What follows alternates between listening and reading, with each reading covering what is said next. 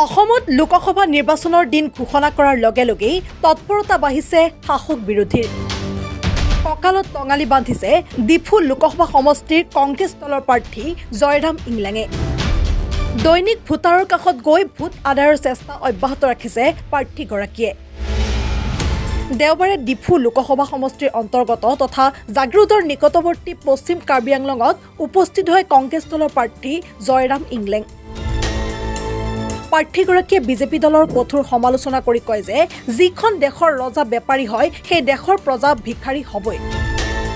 আনহাতে ৰাইজৰ বিপুল সঁহাৰি লাভ কৰা বুলি উল্লেখ কৰি এবাৰ ডিফু লোকসভা সমষ্টিত কংগ্ৰেছৰ প্ৰাৰ্থী জয় হোৱাটো নিশ্চিত বুলি মন্তব্য কৰে জয়ৰাম ইংলেঙে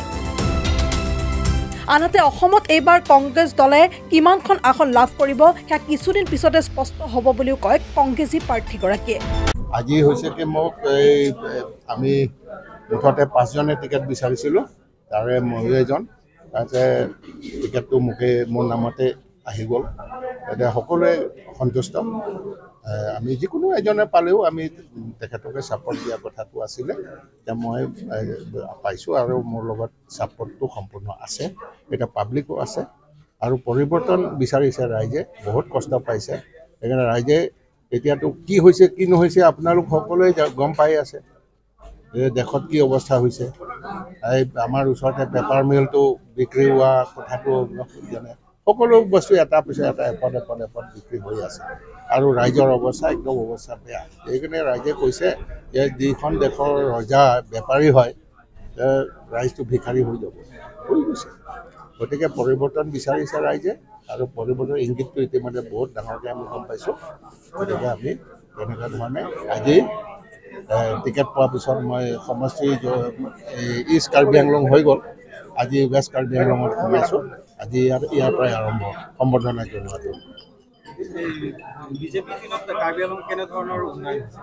নাই বহুত আশা দিছিলে এই মোদীজীয়ে বহুত আশা দিছিলে আপোনালোক সকলোৱে জানে যে 8 দিন আহিব এতিয়া ৰাইজে ক'বলৈ লৈছে মোদীজীৰ 8 দিন নালাগে আগৰ দিন ঘূৰাই আনিব লাগে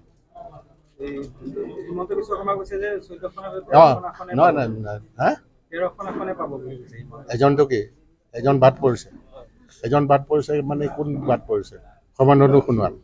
না তপন গগৈ তেওঁলোকৰ মনত ভয়বিলাক সোমোৱাই দিছে কেনেকৈ ক'ব নাপায় নহয় 14টা যদি খেলিছে 14টা কথা ক'ব লাগে নহয় জানো এইটো ডাঙৰ পাৰ্চিয়েলিটিৰ কথা কৈছে যদি এইটো কৈছে আমি 14টা আসনত আমি এজন এই কিবা লুৰিণজ্যোতি গগৈক লৈ 14টা আমি 14টাতে আমি একদম পূৰ্ণদমে কাম কৰি আছোঁ জিকিবলৈ কোনটো এইটো পাব্লিকৰ ওপৰত ডিপেণ্ড কৰিব আমি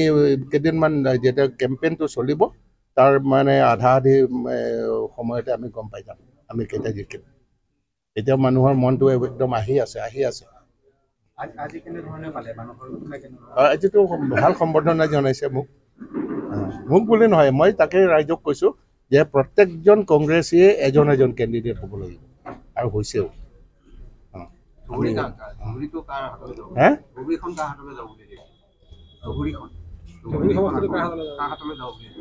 ধুবুৰীটো জুজ হ'ব আধা মানত আমি গম পাম অলপ আগতে ক'লোঁ নহয় এতিয়া কেম্পেইন আৰম্ভ হ'বহে নমিনেশ্যনো হোৱা নাই নটিফিকেশ্যনো ভালকৈ অহা নাই সেইটো অহাৰ পিছত তাৰিখ ফিক্স হোৱাৰ পিছত তাৰপিছত কেম্পেইন যেতিয়া চলিব আধা কেম্পেইন যোৱাৰ পিছতে গম পাম যে ক'ত কোনে জিকিব কিন্তু কাৰ্বি আংলংটো আমি জিকাটো খাটাম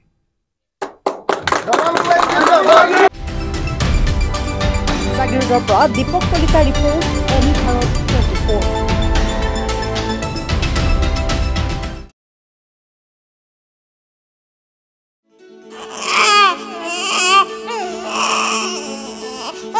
অভিনন্দন আপোনাৰ এজনী ছোৱালী জন্ম হৈছে